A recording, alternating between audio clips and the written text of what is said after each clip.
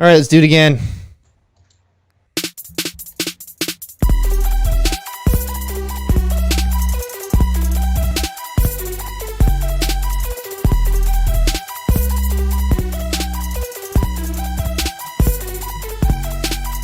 Hello, everyone. Welcome again to Nerd Shit Live, where our technology fails us no matter how much fucking time we put into it.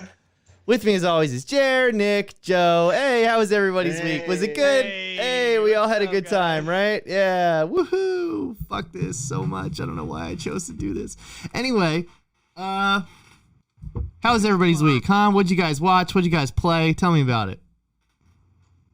I slept a lot, did some other work, and I played a crap ton of Warzone. Scrap. There you go. You played Warzone? Who with? Yeah. It was like we started early this morning and we played like 5 hours. It was with Ken, Sean, and Kuba. And then we won twice actually. Oh, nice. Woo! World champs. And then it went downhill from there. Yeah, you always got to leave on the win, at least in my mind. We should have. When do you think that game's gonna go like out of style, if that's even possible at this point? If there are still 9-year-olds, It's had a good there, run so far since March. It's had a good run, especially when lockdown was in effect. Exactly. It's you got to remember, it's not just Warzone though. It's all of the COD community who love that game. Like, and COD's been going strong. Like significantly outsells almost every other franchise year after year. And like now that they have a battle royale, they're not gonna leave it. I will say though, going from Cold War back to to Warzone that has like the Modern Warfare engine, it's just too slow for me now. Like I have a hard time playing Warzone because I feel like I'm going too slow. Really? Yeah. I think it's like the opposite when I try to do Cold War. It's like, oh my god, I wish I could go faster or something, you know? But, you know, they're still different games. But it's still fun. Still fun. It's probably going to die out maybe this coming March. Who knows, Joe? Maybe Joe. I don't think so. You might get your wish. I do not think so. Speaking of getting our wishes, guys, start with some news from the week. Turns out Deadpool 3 is rated R and is coming to the MCU. Yeah, What? baby. No! All right, we got it. They switched on me. They switched on me. That happens, yeah. They like to jump around. But yeah, Deadpool 3 rated. So we knew it was coming to the MCU. We just didn't know what state it was gonna be in. And judging by the fact that up until Joker, the first Deadpool was literally the most profitable comic book movie of all time, it would be kind of a stupid decision for Disney not to go through and make a Deadpool movie. But I think they got the message when they said they might make it PG-13 that nobody wanted that. Yeah. I mean, you know, in terms of like how, like, this is the third film in that franchise, and then all of a sudden just like now it's official that's in the MCU, and they got to go all out on this one. They have to. Come on. I mean, look. Here's the thing. What do you got for us, Jer? If Deadpool sells this, it's got to be a rated R film. Oh, I see. This is our sponsor, by the way. No, it's not, but I hope soon. Drink But just responsibly. like, come on, Deadpool, rated R, MCU, great combo. Just saying. Yeah, no, I'm definitely looking forward to it. I think all of us enjoyed the first two movies, right? I think Deadpool 1 and 2 are to the same effect. I do not believe that one is better than the other one. I think they're both just as funny, and they're both the same scale movie. However, I think Deadpool 2 has some terrible CGI with Juggernaut, but that's my only that would be my only complaint. Who do you think they would introduce from the MCU? Oh, there's just so much. I want them to I go gotta say, Spider-Man. All three of them. Yeah, it was definitely a hurdle trying to include whichever characters they could in, what was it, Sony's property. But Fox, they were able to get by. Fox, yeah. They will get by just fine. I mean, there's the whole Brad Pitt cameo in Deadpool, I forgot about that. So Yeah. Oh, they were yeah. able to accommodate just True. perfectly, I think. Yeah, no. I'm trying to think.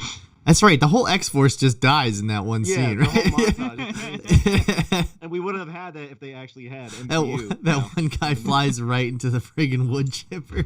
Yeah. I forgot about that. And who's the guy who's like utterly normal, and then like he's just like Oh, good the guy with the spirit? mustache. Yeah. Oh, Rob, right? Is that his name or? Spit on with a atomic acid. vial or something. Yeah. Yeah. Oh fuck! Yeah. Oh no. I don't have any powers. I just saw the flyer and figured I'd put myself out there. Great, you're in. Looks fun. Next up, though, I mean, obviously we're all excited about that. I don't think there's much we can speculate on or much that we could really dive into with that story. But I think the next story, actually, we can all shed some light on. Lucasfilm has announced a new brand under their tenor called Lucas Games. And the first two games they've announced is an Indiana Jones game made by the same team who made Wolfenstein at Bethesda, and an open world game at Ubisoft Massive. Now, this is huge news because, I mean, we've been waiting on an open world Star Wars game for literally years at this point. Years. And on top of that, I would love another Indiana Jones game, especially from the people who made Wolfenstein, because, like, who doesn't like a game where you can just beat the shit out of Nazis? No? So, Yeah. what do you guys think? I mean, I've been waiting for this since I was 13. Which one? Everything afterwards is just like, Yeah, we need a good comeback ever since Lego Star Wars. So That's true. yeah. I'm ready for this. But are we gonna get pod racing? Would that be a thing? I mean, Okay. I think it was, for me, it was Pod Racer Revenge was one of my all-time favorite games. Oh.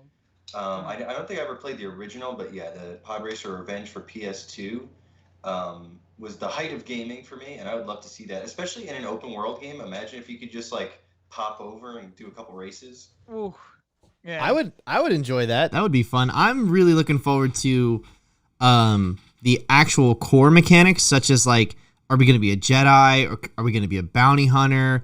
Will it be melee? Will it be more gun focused? You know what I mean? I feel like in an open world game, you kind of want to have both. But at the same time, if you're going to have melee combat in a Star Wars game, why wouldn't it be the Jedi? You know? Right. Well, the only that's thing I would say is like they've told that story over and over again, so it's like you might want to give yourself options other than just I'm a Jedi again. That's true. If you want to play a bounty hunter, you can, and then just like, or you hold up base in some planet or whatever. Oh, I see don't what know you're how saying. big of a scope it is, but Well, they have a lot of potential.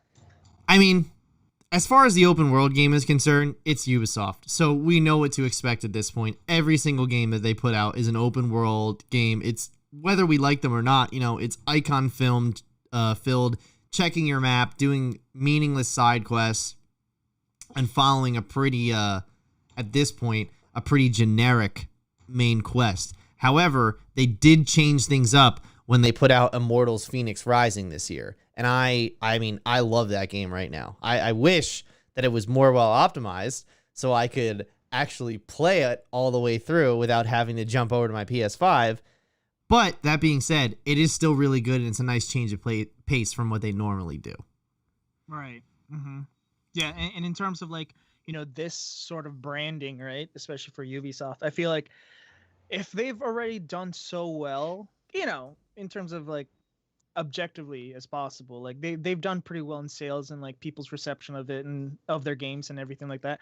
Now with LucasArts games or Lucasfilms games, whatever. It's what's it Lucas called? Games. It's Lucas Games. LucasArts is dead, Jer. LucasArts, they put that. Oh no, it's they put that. Lucasfilm games. they It's put- Lucasfilm games. Is Okay, Lucasfilm Games? I thought it was just Lucas. Whatever. I don't really care. Either Well, way, either it's way, just it's yeah. away from EA, and that's all that matters. Am I right? now that- Am I now right? they're gonna put Yeah, more it's away from EA. Fuck EA. Sorry, maybe I got carried away. Anyway, Did you guys ever play the Bounty Hunter games? you mean the Yeah. one for GameCube?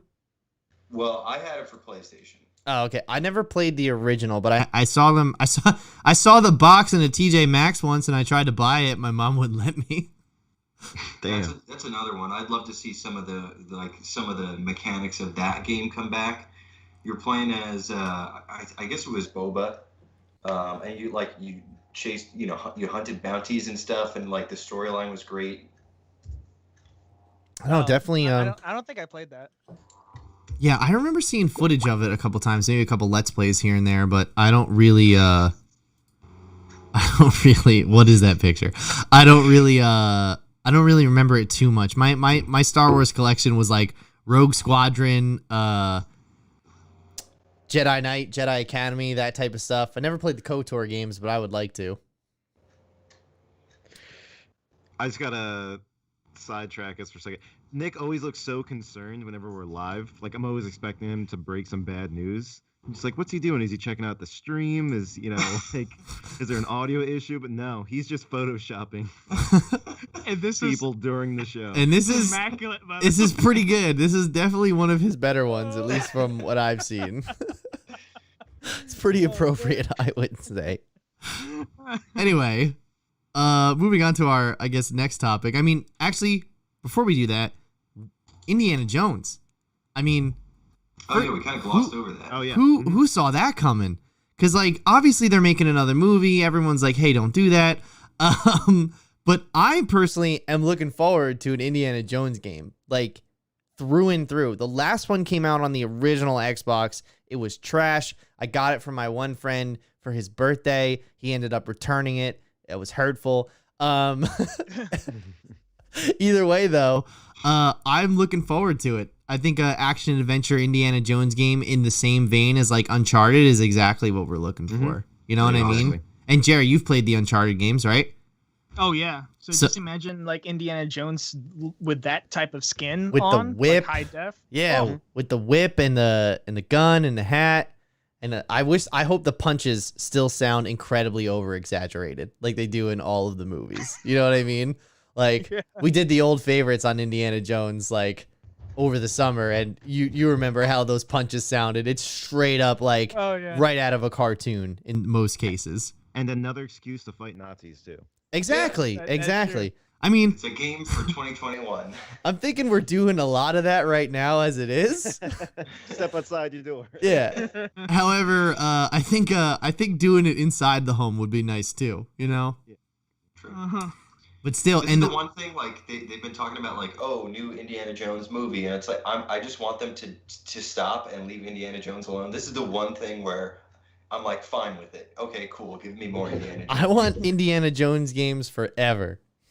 I want more Uncharted, more Indiana Jones. I like action adventure fight Nazi games. Who doesn't?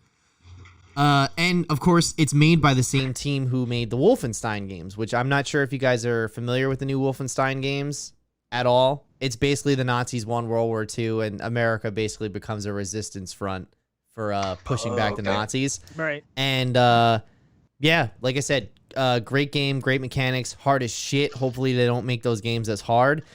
It's being produced by Bethesda, or I'm sorry, published by Bethesda, but not developed, which is good because Bethesda, when they develop games, you end up with Fallout 76. So yeah, I mean, like we would have to probably.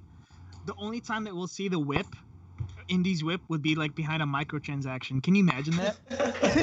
It's just like, you can't get it, but for $4.99 you could get his whip.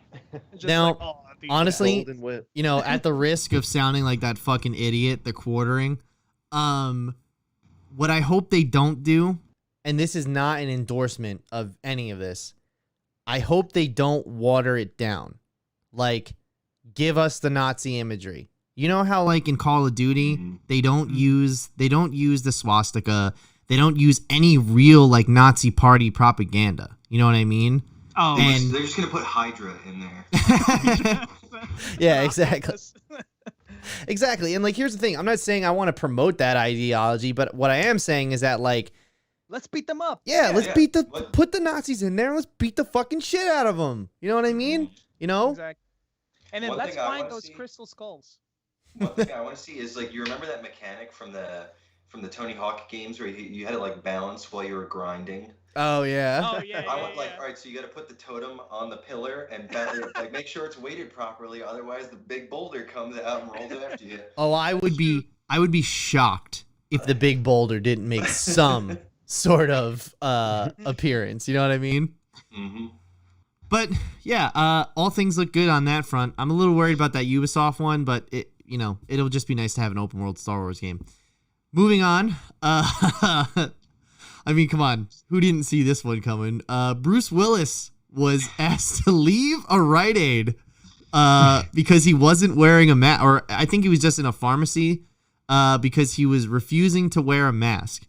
Now, what's interesting about this is that apparently he had a bandana around his neck, and all he had to do was pick it up and put it over his nose, and he's good. You know what I mean? Like, at this point, I feel like wearing a mask should kind of be a no-brainer, but I just feel like for, Bruce Willis, I don't know, maybe all that Die Hard came and was like, hey, sorry, man, I'm John McClane, nothing can kill me. Yeah. I got to point out that Bruce Willis looks like a turtle now, like 100%. Like if they were doing Franklin the Turtle live action movie, like he would need to get cast. Hey, it's Franklin. He's little known fact, he's cousins with Mitch McConnell. Get out. No way. No way. No, they're fucking with me right now. You're totally fucking with me. Just by the way, everyone, they did this to me after the last show where they told me Jared Leto ended up in rehab for a drug overdose. Okay, you can't believe a thing that comes out of these people's mouths. But that is very believable. Yeah. It is believable. Yeah. I don't think he's actually Mitch McConnell's cousin, though. It could be. Is that Bruce? Fine. But Yeah, so see, you can see he made the attempt just by having it. Also, flawless leather jacket fit right there. Right. That is It's the true. perfect leather jacket. Actually, speaking of turtles, he does look like. Remember Dana Carvey in that Yeah, like Master yeah. of Disguise that film? Like the pointy lip. Yeah, that's him. Oh wait, also, can you move up the picture really quick? No, I can't move it. Oh, well, in it, look at all the Christmas decorations that are still left, like that didn't get sold. It's a shame. I'm just saying. This is saying. part of the war on Christmas. Yeah, that's why. It was Well, banned. Jer, they can't sell any of those Christmas presents when Bruce Willis is standing in the way. They might catch COVID. That's true. Yeah, they left out. He's been standing there for 3 days. Guarding. Notice me. I'm Bruce Willis. Nobody Oh, man. touches Bruce Willis. Nobody. At least in my eyes. Yeah, I don't know. I think we can all pretty much say he's being an asshole, right? Yeah. Yeah. It's a real Well, dick move. Yeah. At least he didn't like stay put, and then like fight people. Oh, he's not like one of those fucking idiots that's like, this is my right. You're ruining Right. God's perfect Breathing machine. I'd love to see that video. Like, basically, remember that time Cat Williams got beat up by like a kid? Yeah. I'd love to see Bruce Willis just like get beat up by like a teenager who works at Rite Aid. I mean, from the one article that we read, or I read at least, it seemed like it was pretty civil. Like somebody was just like, "Hey, you should put a mask on." He was like, "No." They're like, "Yeah," and he just left. Yeah, I mean, it's just like, I don't know. It's kind of disheartening to see when you see someone with like that much influence and that big of a platform, And like, Yeah, with a new movie too. exactly. And you want to know what? The other thing is that like there have been like not really like rumors, but like confirmed reports here and there, especially like from Kevin Smith, who said like Bruce Willis is like the biggest dream shatterer ever. Like he's a total asshole to work with. Like he's kind of a dick to be around, which makes sense because, he actually went to college in Montclair for acting. So makes sense. North Jersey, fucking snob. Anyway, but yeah, like the fact that he's this arrogant to even if he doesn't dispute the science, because I don't think there's any reports of that. It's just like, why wouldn't you just do it just to be civil? You know what I mean? Like, even if you hate wearing it, you don't have to wear a mask outside. Like, just wear one to go in and get out. You know what I mean? Also, just to avoid the fact that people are gonna recognize Bruce Willis. That's Like true. yeah, That's true. Yeah. I figure we're Hey, is that Mitch McConnell?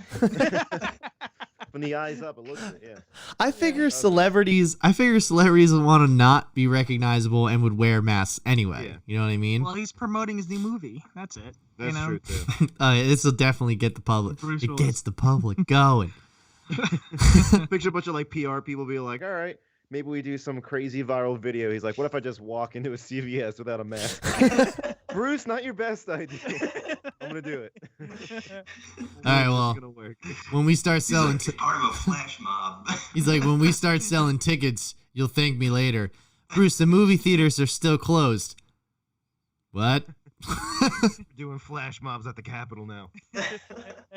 I read that he's actually quarantining with like his ex-wife and their kids.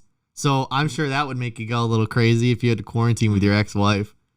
And here's the weird part. He has a new wife. You know what I'm saying? Like, so he's just been staying with his ex-wife and his kids, you know? Yeah. Well, that's his rationale. You tell him to put a mask on. He's like, I got 2 wives, buddy. All right.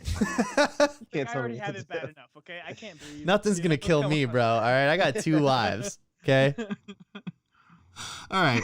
Next up, in our final story of the evening, it's really strange, like, because this film has been in so much limbo, Back and forth, back and forth.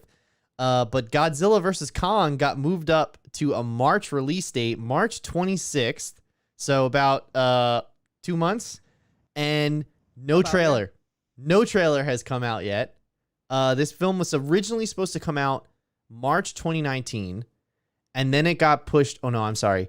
Was it? Yeah, March 2019, and then it got pushed to November 2019, and then it got pushed to May. Mm-hmm. And now it's got pushed to, then it was like up in limbo because you didn't even know when it was supposed to come out. And now, when they said it was coming out on HBO Max in May, Legendary Pictures like shit the bed and was like, hey, we don't want that. You know, we financed 75% of this film.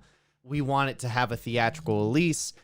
Netflix tried to pick it up for $200 million and just, you know, they would release it however they wanted. But Warner Brothers actually stopped that acquisition because they own the distribution rights. Right. So that's why they felt it should be on HBO Max. So there was kind of this limbo about this movie and Dune, because those were the 2 Legendary Pictures that were coming out with partnerships from Warner Brothers. So I don't know what the deal was. I tend to believe that this move is Legendary using its own asset to try and sink the Warner Brothers ship. Because, like I said, this movie now comes out in 2 months. No trailers, no promotional material. Nobody knows what it's about. I mean, besides for the fact that it's just Godzilla and King Kong beating the shit out of each other. But it's so strange. I mean, I'm excited because I'm gonna watch it. I mean, you guys know me. I'm a huge Godzilla fan. This was my number 1 anticipated movie of this year. So yeah, thoughts on that? Let's deliberate on that for a bit. Jerry, you yourself have gone through some existential distribution crisis this year with your own film. So why don't you go ahead and shed some light on that? Well, I mean, listen, so for example, like even with the film festivals that we were going through, I mean, we had like a whole, physical film festival like tour that we were going to go through. Like we were going through, I think it was like Spain, Brazil, I think like one in Europe or whatever. But, COVID happened. And then, then we had like a online release, like there's like online film festivals. Now we have an actual theatrical release now coming on February 5th. But it's like half and half. It's like select theaters and then also now like VOD. But seeing this though, I don't know. This is a lot of money. Like, what's this? It's like costs $200 million. Right. And I think it's important to note, not to cut you off, Jared. I think it's important to note that the last Godzilla barely made a profit. Well, that's the thing, right? Really? The first Godzilla made, I think it made $200 million in one weekend, and it went on to make like $500 or $600 million at just like worldwide box office. The last one though had such poor word of mouth due to the fact that it was not nearly as good as the first one. Like they delivered on what they said they were going to do. Everyone's complaint about the first Godzilla movie was that there wasn't enough Godzilla. So they upped the monster action in the second one, but they totally forgot about the human characters and they totally forgot about the human story. So like there is illogical fallacies throughout the whole movie, like crazy like no laws of physics at all apply. They try to rip off the Avengers in some scenes. It doesn't really work. There are some cool things that I do like in that movie, but I'll let Jared get back to his point. But overall, I don't see how this is a good move at all for Legendary or Warner Brothers. And that's why I think, like, conspiracy tinfoil hat Pat right now. That's why I think this is definitely Legendary trying to sink the ship. try to be like, look, streaming doesn't work. Now you have to put Dune out in theaters. No streaming. You know what I mean? Because Dune has franchise material. This is the last film in this franchise, as far as we know. You know what I mean? Yeah, it's a power play. Yeah, it's definitely a power play. They're willing to sink the ship just to make a point. One thing I just want to point out real quick, and sorry to interrupt again, Jer, No, is with a movie like this, it's like, do you really need a trailer? It's like, you know what you're going to get. It's like, it's a popcorn movie. It's a big blockbuster movie. You got two of the biggest monsters of all film history. People are going to watch it, if they're sitting at home, like, oh, King Kong, Godzilla, if they got nothing else to choose from. I like, not negating anything, but I think it's like, do you really need the promotional material that much? Right. I think to Jer's point, though, is just the awareness. It's not really so much like you need to understand what's going on before you go into the movie. It's just the awareness. And right now, there is none. Like I said, I think Jacob from Discussing Film on Twitter put out the other day that, like, this movie comes out in 2 months, and we've all but seen maybe, like, 6 or 7 seconds of footage overall. Like, we don't have even a teaser trailer. We've seen some leaked stills. We've seen some leaked action figures, but nothing substantial that makes me hyped to want to watch it. But Go ahead, Jared. Please continue. Well, to go off from what you guys are saying, right? And this was the point that I was gonna make. It's just like, especially after Wonder Woman, right? And they definitely had a lot of like marketing material available, like on YouTube and everything. People were hyping that up for a while, and now this film coming after Wonder Woman 1984, and like with like the marketing material, like I think to kind of support Nick's point where you might not need a whole lot of marketing. Maybe they're trying to do where it's automatic, right? When you pull up your Fire TV or your Roku, and like that banner that's like on the top. Yeah. It's just like you really can't ignore that when you turn it on, and then probably it's gonna pop up. It's just Godzilla versus Godzilla versus King Kong or whatever. And the thing is, regardless, maybe because they're so worried about how it's gonna do on this like new frontier that they're gonna come across, I feel like they just don't want to spend more money than what they've already done. So if they could just, cheapen the cost and just have like that banner when you turn on your Roku or your Fire Stick or whatever, it's just, that's more than enough. And it's just like, once you click on it, it links you straight to HBO. I guess I never thought about it like that we have more direct channels for marketing nowadays. But I just kind of feel like when you see a $200 million movie coming out, I always feel like you just can't escape the marketing. Oh, yeah. You know what I mean? Well, that being definitely a risky move. Do you guys remember when we did the Borat episode? I don't think there wasn't much, if any, promotional material leading up to that week that it got released. True. Mm-hmm. Right. And then when I got to what platform was that on? I think Amazon Prime. Amazon Prime. Yeah, and it was so I remember opening up the Amazon app. And like usually where there'd be like 5 or 6 movies, every single one was like Borat subsequent movie film. It's like all they had to do was just spam your homepage. Definitely makes sense. And now that I say this out loud, we always talk about how these movies barely make profit. Well, some of the, like Tenet had to make $500 million just to break even because it costs $200 million to make these movies, but it also costs hundreds of millions, usually like. Rule of thumb is if however much you spent on the film, you want to spend at least half of that promoting it, right? Right. So all the marketing costs, all the promotional materials, Godzilla vs. Kong doesn't have any of those. You know what I mean? There's going to be no posters, no paid spots, no Super Bowl spots, nothing for this film, at least from what we can see right now. So really, how much is the marketing going to cost them? You know what I mean? And what is the over-under going to be? Like, how is Warner Brother going to compensate Legendary Pictures for this? You know what I mean? Mm-hmm. It's just a very strange time that we live in for this particular release, I guess, and hopefully in 2022, a whole year from now, movies will be back in the theater. And you know what? It's actually kind of funny now that you mention it, and on how, like, who owes who, and then, like, all this money that's going around. It's like it's always been a set plan for all these studios and these distribution companies to where like they've always felt comfortable in the formula that they've already had this whole time. And now you see all these companies like trying to figure shit out still. Like, and they're, there a lot of them are still losing money. A Well, lot of them are just hey, like man. they have IPs available, but they're just keeping it, delaying, and it's just like they don't know what to do now. Well, It's crazy. That's kind of like what we said in the beginning of the pandemic.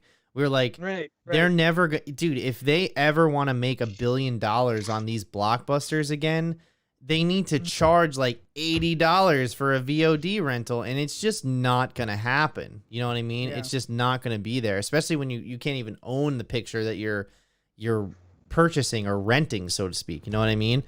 I don't know, but I mean, overall, I'm excited that this is coming out in March. Obviously, we're gonna do an episode on it. At least I think so. And we're gonna have to. And of course, I mean, yeah, dude, it fucking.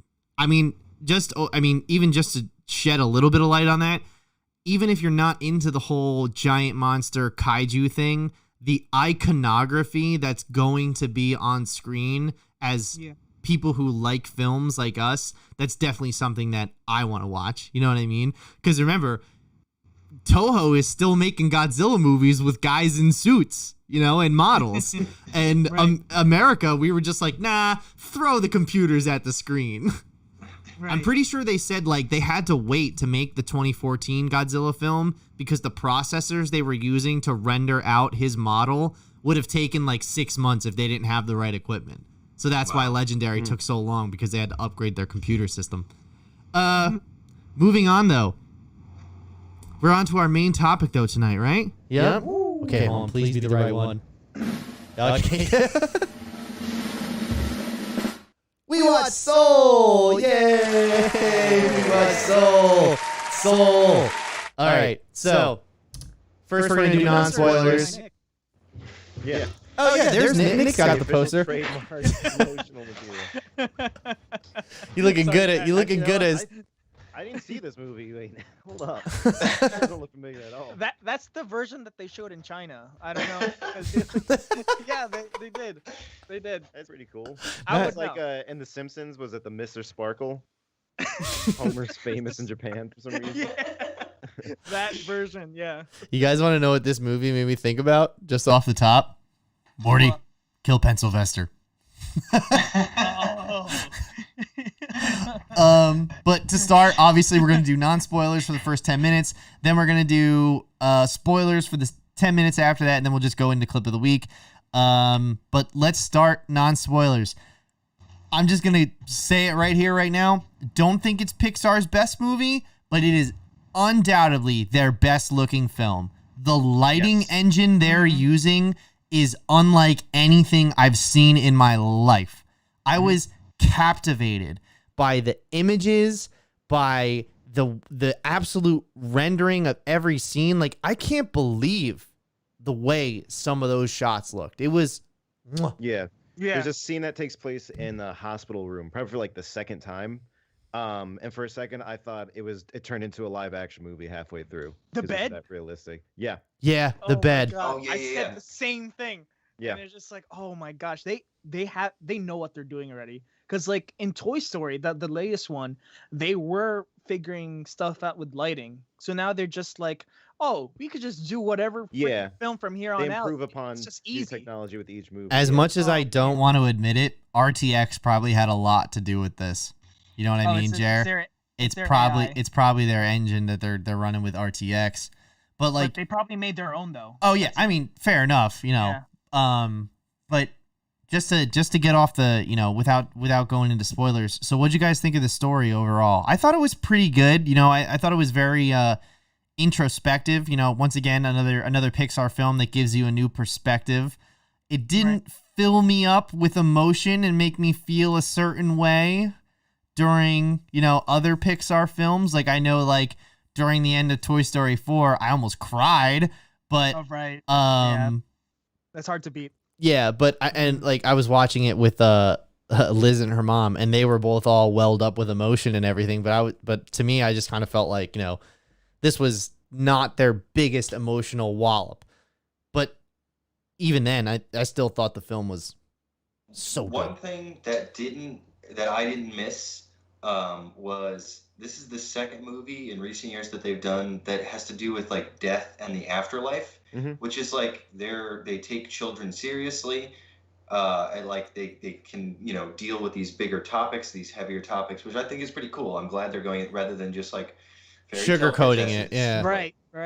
Which I mean, that is true. It was kind of like this weird like mix of, what did they call it? Like it was like pre-souls, like where you basically have like you get your personality and everything, and then you go to the world, and then it was post-life where like you could either just go straight to the great beyond or you could be a mentor, right? Mm-hmm. That fucking guy, Terry, the accountant, he was great. But there's something Australian. very like bleak and dreary about this movie when you compare it to like Coco, where it's just like, Oh, right. yeah, when you die, you're having a party the whole time. Yeah. That afterlife. And everyone's happy. Yeah, that's true. Like I said, not to spoil anything, but I was cracking up when they were going to the great beyond because it sounded like mosquitoes on a bug zapper. You know what I mean? Yeah. Oh, the cat. You guys remember the cat where they're like, what happened to the cat's soul? And then he's on the conveyor belt. Meow. Doesn't know where the fuck it is. It's just like, what's going on here? Oh man. I think it's also interesting how like the physical being in this film can still be alive and well, but your soul could absolutely be crushed and killed by like that guy with the sign. You know what I mean? He's like, you got to wait until the thinnest part of whatever. And he's like, when's that? Well, the government calls it 6:30. You know? Yeah, that was Graham Norton. I was shocked. Oh, was that Graham? Was that Graham? Norton. I thought Graham Norton was. He was one of the other Jerrys. He's the captain. Okay, he was the captain. I know Donnell Rawlings was Dez. He was the barbershop guy, and he was awesome. I thought everybody was good. Yeah. Questlove is Curly. Yeah. You know what? Actually, let's talk about that. The music scenes. Now, all of us here are musicians. We've all played live before. We've all been in those clubs, big rock shows. How did you guys feel about the music scenes? Because like they had to like actually motion track people playing instruments, right? Like they had to get that down because like even the ivory on the keys looked worn like real ivory, you know? Mm-hmm. Like where did the attention to detail in a lot of those scenes, especially the playing, is excellent. It's absolutely they jaw definitely dropping. studied. They definitely did their homework and everything like that. They learned from Fletcher, whatever that guy's name is. Is it pulling or dragging? I think the biggest takeaway in regards to music was the musicians' attitudes. Who was that lead woman in the jazz band? Aretha Franklin. No, close though. Oh, Dorothea. It's Williams? Angela Bassett plays her. Yeah. Okay. Dorothea Williams. Yeah. Dorothea. I loved how aloof she was, and it made me feel like she was a real jazz legend. I mean, you always hear about these awful stories of like Charlie Parker and right, just all the demons that they had and how they treated their band, but they were still amazing musicians. Like they actually got that perfectly. It's like Marilyn Manson and Ginger Fish. You can only sustain so much. I don't know what that means. Mental dude, there are so many videos on the internet of the late 90s, like early 2000s Marilyn Manson, of him like throwing mic stands at Ginger Fish, like ripping him off the drum set, like totally just openly abusing his drummer. Yeah, that's his name, Ginger Fish. All I know is Twiggy and John 5. One thing I also wanted to point out is the music. I was going to bring that up too, but go ahead. Composed Trent Reznor and Atticus Ross for everything that was in the Afterlife, and really? John Batiste. Wow. All the jazz was written by John Batiste. That's actually incredible. That's so cool. What's cool about that is I feel it reminded me a lot of Birdman. You guys remember Birdman, the jazz, like drums? Right. Yep. It's one of my favorite soundtracks in films. And I felt like this film wasn't pandering. You know what I mean? Where I feel like when sometimes there's movies about musicians or about the music industry or what musicians go through, I feel like sometimes they try to emulate the music, but it comes off a little bit pandering, almost like it's too on the nose. This did not feel like that at all. I felt like it fit all the tone right. It set the mood really well. It was paced really well. When he's running through the streets and you hear the drums and, the cats running and everything, like I said, it didn't feel like it was forced. It was very natural, and I really appreciated that. Yeah, it seemed like they really cared about it. Like they chose, they were in a meeting and then they decided it's like, what kind of, okay, so it's gonna be like about this guy who loves, this type of music, but what music are we gonna choose? All right, jazz. All right, we're gonna do like all it takes to make it right. And it really shows, and I really appreciate that for sure. It's interesting too because I've noticed recently that almost like the whole aspect of a troubled musician has become almost like a device in storytelling or character building. Totally different, but I just recently watched Unorthodox, and the character turns out she's like always wanted to be a musician and stuff, and always had that buried deep inside her. They basically use that to humanize her and have you like almost sympathize with her in a bit. So it's interesting, that new angle that I've been seeing like implemented in new movies. Right. Yeah, no, that's actually a good point, Joe. Is that I feel Like they do rely on the struggling musician as a plot device, where instead of the struggling musician being a plot device, that's actually just the character in this film. You know what I mean? as opposed to like he gets the gig. You know what I mean? Like he gets the gig no matter what. Yeah. All right. Yeah. Fuck it. We're going into spoilers at this point. I can't hold back anymore. He gets the gig, and then he dies, like almost immediately. Yeah, afterwards. he accepts it. Yeah. And what's interesting about that, I didn't see the whole cat, like the cat and human storyline happening. You know what I mean? Yeah, was not anticipating. I was not anticipating that, but thankfully they didn't stay on that. You know what I mean? It was interesting because it put both characters out of their element. Where like, which we haven't mentioned her by name yet, but 22 is played by Tina Fey, and I thought she was excellent as well. And you get to see pretty much the pattern and how their perspectives change on life, where Joe Gardner thought that he would be happier now that he got this gig, and he'd been wanting to be a professional musician for the rest of his life and X, Y, and Z, and he finally got there, and it actually wasn't what he thought it was going to be, where 22 didn't want to go to Earth because she didn't think that it was going to be worth her while, and now that she got to go down there and experience it, she got to see the beauties that could be in a living life. You know what I mean? Even with like the littlest things, like even getting yelled at by a guy in the subway, like she was scared, but like she truly appreciated that, and it was like crazy. I love the part where she pulls out the drink underneath the subway, and she's like, can you believe? Still half full.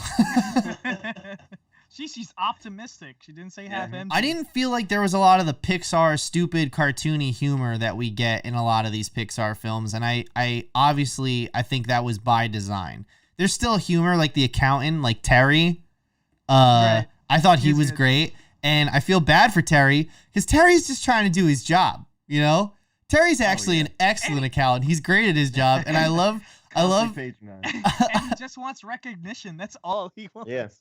I'm good at this shit. Right? I love they're like, well, what about Terry? Yeah, we figured him out. And it cuts to them, and he's like counting, and then they distract him with something and just over his shoulder just move it real. I was like, yo, these guys are cooking the books behind Terry's back. Yeah. The whole commission's gonna come down on these guys. I don't know, but I like that. What? Yeah. It kind of like the fact that they were all like voiced by Kiwis. It helped. It kind of helped make it feel foreign and different. Right. It's like they're just slightly different accents made it feel like, okay, this is the afterlife. Right. I enjoyed their design too. I thought their design was very unique. I thought it was very visually striking. I couldn't tell which was the front and which was the side and which was the back, and it was disorienting in a good way. You know what I mean? Yeah. Kind of like a little like a Pablo Picasso-esque. Yeah. Oh, I see. Yeah. Certainly. So actually, let's talk about the ending. I'm not totally sold on the ending, and not that I don't think it's a good ending. I just feel like it was kind of a cop-out. I feel like it would have been a much stronger ending had Joe Gardner actually passed into the afterlife. Well, yes. Oh, no, go ahead. I'll just say real quick. I can look at it from both angles, what they were trying to express by the end, but at the same time, I will say it was a long build-up just for that last message, just like appreciate the little things in life. Yeah, and You know, even then, it was There's just a lot like more to it, but they were like, "Hey, By the way, we thought you were such a good mentor because we've had such a hard time with 22 that we're gonna reward you by cooking our books, not doing what we normally do, and we're gonna give you a second chance." You know what I mean? Like I said, I just feel like it's a cop out. Like, what it kind of reminded me of. I know it's totally separate topic, totally unrelated, but it kind of reminded me of if you've ever played Jedi Fallen Order. Spoilers for that. They find the MacGuffin, but because it exists inside of a bigger universe, they just cut it in half, and they're like, "Oh well," because now it has no significance in the Star Wars universe. You know what I mean? It's like all that build up, and then it's totally gone away. You know, I just feel like the point of the story was that he's supposed to learn his lesson before he passes on. You know what I mean? Well, I feel like so. I thought about that too, right? Where it's just like, oh, they're giving him a second chance and everything. It's just like, okay, he deserves it and whatever. But if they ended up, and I thought about if they ended it with him permanently dying and going to the afterlife, well, I feel like maybe it's just for them to also show that Joe is probably also going to spread that ideology. I don't know. It's more so of, he was the mentor to 22. Jesus, and Jerry, he's not a member of ISIS. What? I said, Jesus, Jerry, he's not a member of ISIS. Spreading this ideology. Yeah, he across the spread this country. ideology I across was like, what are you talking about? It's just like, well, it's just like he's just spreading like in terms of the things that he's learned or something. Right, like that. the Because perspective. he is a teacher, and who knows? It's like open ended. Like, is he gonna accept that job? Because like that wasn't said. Is he gonna join ISIS? Is he gonna join ISIS as like their drummer boy? You know, I don't know. judging by what Jerry's saying right now, I think he's gonna join ISIS. You know. Yeah. Well, no, I think I agree. Now with that Jerry would have been an because ending. I also kind of felt that like originally I was like, oh, this feels a little hollow. Like, he should just, he already has accepted death. So they're now giving him a second chance that like it's less powerful. But I also do think it's interesting to see how he might now like these opportunities. Like he played the gig and he was like, I don't feel the way I thought I would. Whereas like now, even just the little things like, teaching his students, that will be a more enriching experience for him playing these gigs, like he'll be able to take those in a different light. So I don't know. I didn't hate it, but I definitely see where you guys are coming from. Right, right. And honestly, actually, let's talk about that real quick. We haven't brought up Jamie Foxx once, and I think that's more of a good thing because Jamie Foxx disappeared into this character. He was awesome.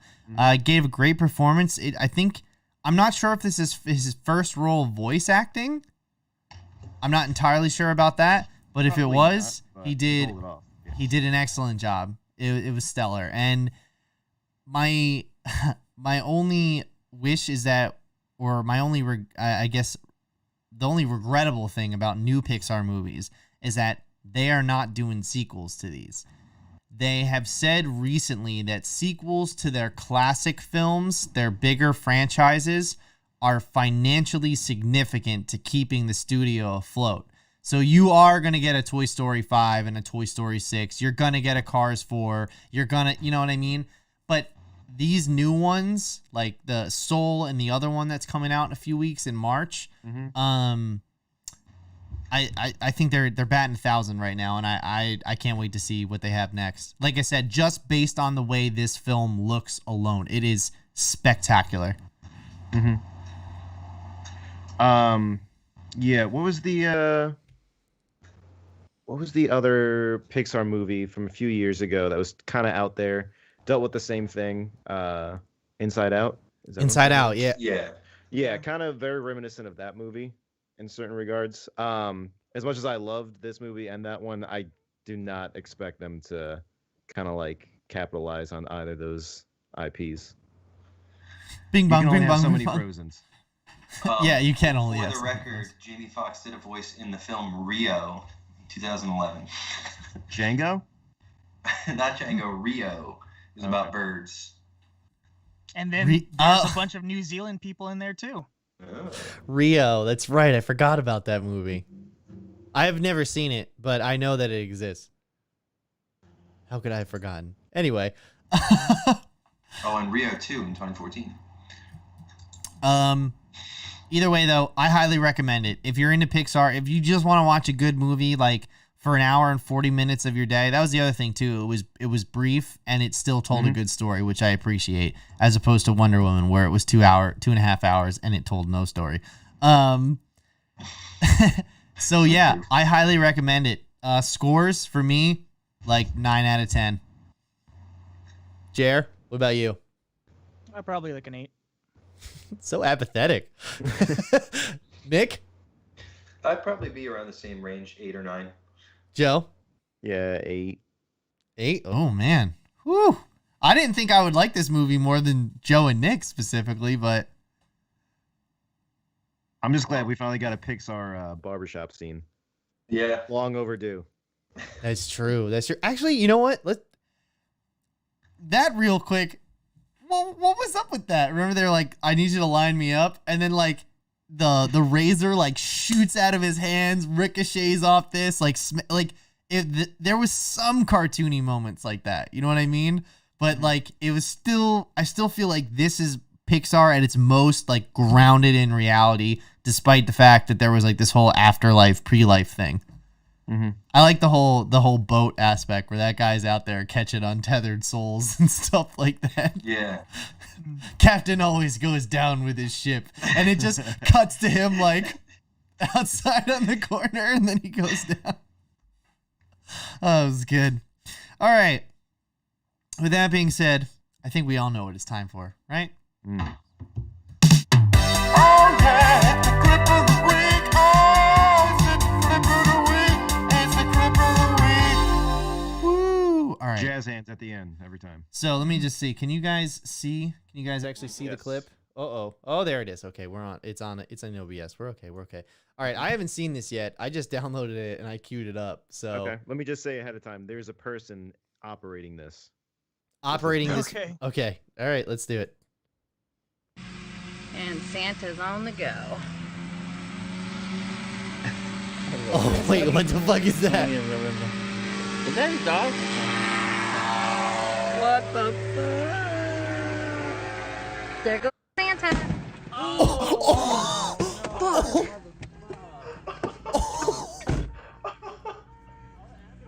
Get back. That was just as good as I was expecting it to be. Can we That see that was- again? Was that? Yes, we can. Yes. So that wasn't a drone. I don't know what you want to call that. What I love is this frame right here. Right there. Right there. Like that frame right there just Says it all for me. Such a violent sound.